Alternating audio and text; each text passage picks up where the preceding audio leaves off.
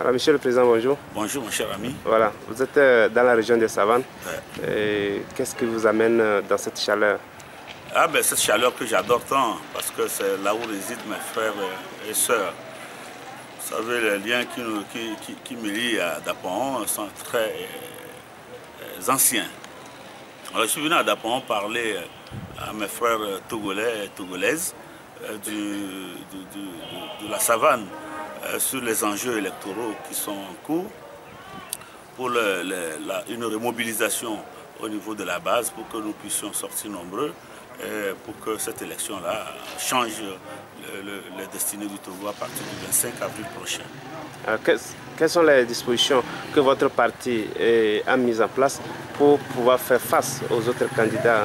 Lorsqu'on prend un candidat comme Fort, un candidat comme Adi qui est du milieu. Vous savez qu'on nous a habitués au Togo souvent lors des élections à ne parler que des changements, seulement de parler du régime en place sans réel projet de société. Notre parti aujourd'hui est le seul qui a annoncé publiquement son projet de société, qu'il a même mis en ligne. C'est ce que nous expliquons aux populations, que nous sommes un parti qui va faire renaître tous les Togolais à l'espoir, parce que l'espoir fait vivre. Nous ne devons pas nous abandonner à ces sirènes-là qui pensent que le Togo est maudit et que seuls les Nyasingbe peuvent toujours nous sortir de l'ornière.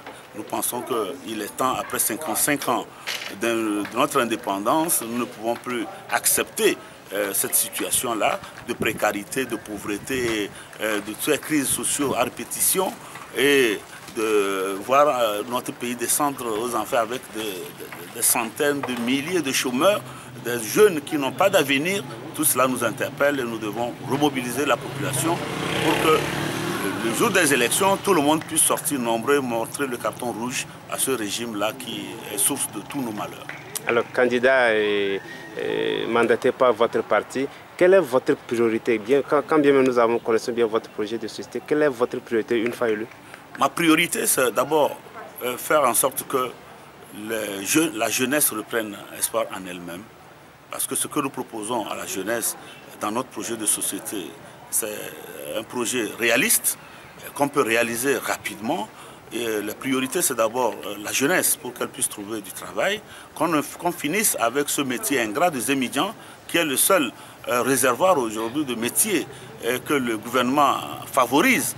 En réalité, le gouvernement aujourd'hui trouve moyen de conduire tous les jeunes vers ce métier-là ingrat. On doit en sortir. Et il faut également revoir le problème de l'enseignement. Parce que l'enseignement tel qu'il est dispensé aujourd'hui n'est plus adapté à nos réalités. Il n'est pas adapté au marché de l'emploi, à la demande au niveau de l'emploi. Il faut relancer la stratégie au niveau de l'enseignement. Et nous avons évoqué qu'il faut emprunter au système allemand ce qu'il a de bon pour recorriger notre système éducatif qui date de l'époque coloniale et qu'il faut le réorienter.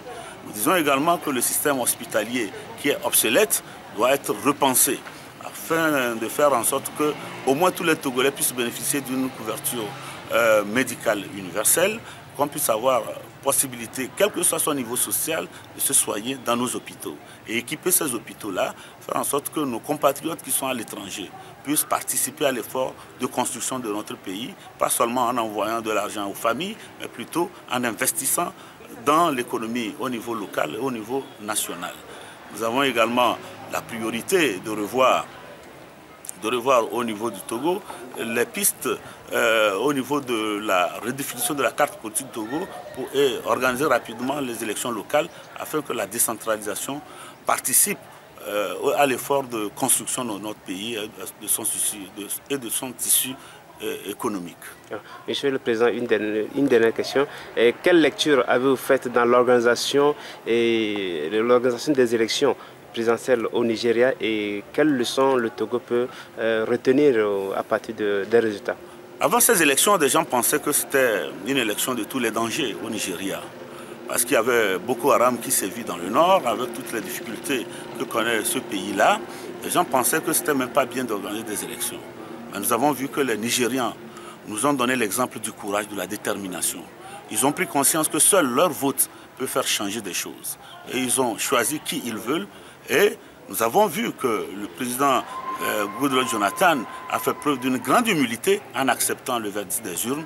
Et nous semble que ça interpelle notre président du Togo qui a fait tout ce qu'il faut pour pouvoir se maintenir au pouvoir depuis la mort de son père, qui doit également tirer cette leçon-là et libérer le pays ensemble avec tous les autres Togolais en acceptant le verdict des urnes le 25 avril prochain. Merci, Monsieur le Président. C'est moi qui vous remercie. Bonne chance. Merci.